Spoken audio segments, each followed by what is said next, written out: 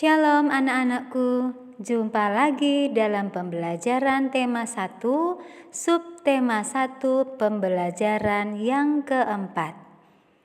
Hari ini kita akan membahas tentang ide pokok dan kesimpulan. Materi tentang ide pokok sebenarnya sudah kalian pelajari sejak kelas 5. Jadi pembelajaran kali ini merupakan pengulangan dan pengayaan. Nah, tujuan pembelajaran kita adalah kalian dapat membedakan antara ide pokok dan kesimpulan. Yang kedua, kalian dapat membuat kesimpulan berdasarkan paragraf. Dan yang ketiga, kalian dapat menerapkan sila ketiga Pancasila. Baik, kita mulai ya. Kalian sudah tahu kan apa itu ide pokok? Betul sekali. Ide pokok adalah topik yang dibahas dalam satu paragraf. Ide pokok biasanya disebutkan dalam kalimat utama, pada awal kalimat atau akhir kalimat. Coba perhatikan paragraf singkat berikut. Nah, manakah ide pokok paragraf tersebut? Betul sekali. Ide pokok bacaan ini adalah jahe memang mempunyai banyak manfaat bagi manusia. Ide pokoknya terdapat pada akhir paragraf. Nah, karena ide pokok terdapat pada akhir paragraf, maka paragraf ini disebut dengan paragraf induktif. Sekarang perhatikan kembali paragraf berikut.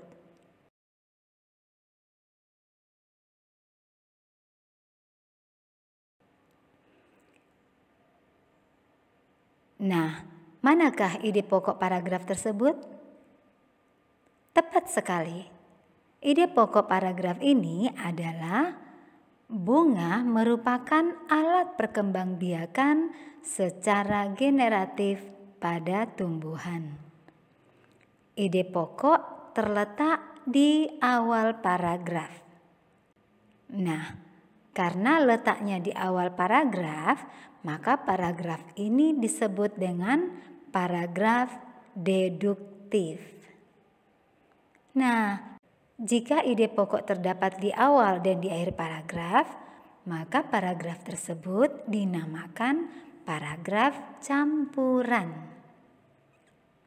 Nah, anak-anak, ide pokok berbeda dengan kesimpulan. Kesimpulan adalah pernyataan yang dibuat berdasarkan ide pokok dan kata kunci dari kalimat penjelas dengan kalimat yang disusun sendiri. Kita ambil contoh paragraf tentang jahe tadi ya. Untuk membuat kesimpulan, kita ambil ide pokok, kemudian kata kunci dari kalimat penjelas. Perhatikan tulisan yang berwarna merah. Nah, ide pokok dan kata kunci tersebut kita susun dengan kalimat yang dirangkai sendiri menjadi suatu kesimpulan. Jadi kesimpulannya seperti ini. Jahe adalah salah satu jenis rempah-rempah yang digunakan sebagai bumbu masakan yang sangat bermanfaat bagi manusia karena mengandung banyak nutrisi untuk kesehatan. Contoh yang kedua. Kita ambil paragraf yang tadi tentang bunga. Yuk kita berlatih membuat kesimpulan. Pertama, kita ambil ide pokok. Kemudian, tentukan kata kunci dari kalimat penjelas. Nah, setelah itu, buatlah kesimpulan bacaan dengan kalimat yang disusun sendiri. Nah, kesimpulannya kira-kira seperti berikut.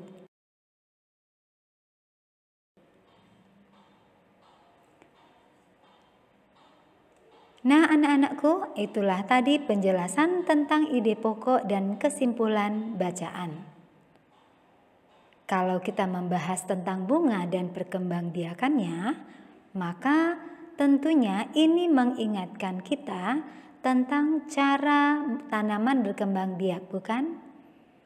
Pada 2 video pembelajaran sebelumnya tentang perkembangbiakan tanaman secara vegetatif dan generatif, kita sudah melihat betapa Tuhan membuat tanaman berkembang biak dengan keunikan masing-masing.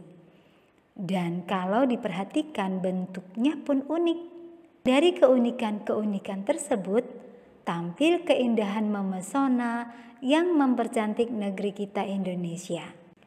Untuk mempertahankan keindahan itu, tugas kita untuk merawat dan melestarikan pemberian Tuhan ini.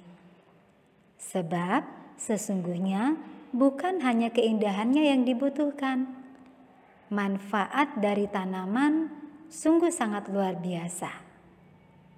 Jadi, sesuai dengan Pancasila, sila yang ketiga, Persatuan Indonesia, salah satu penerapannya adalah cinta tanah air.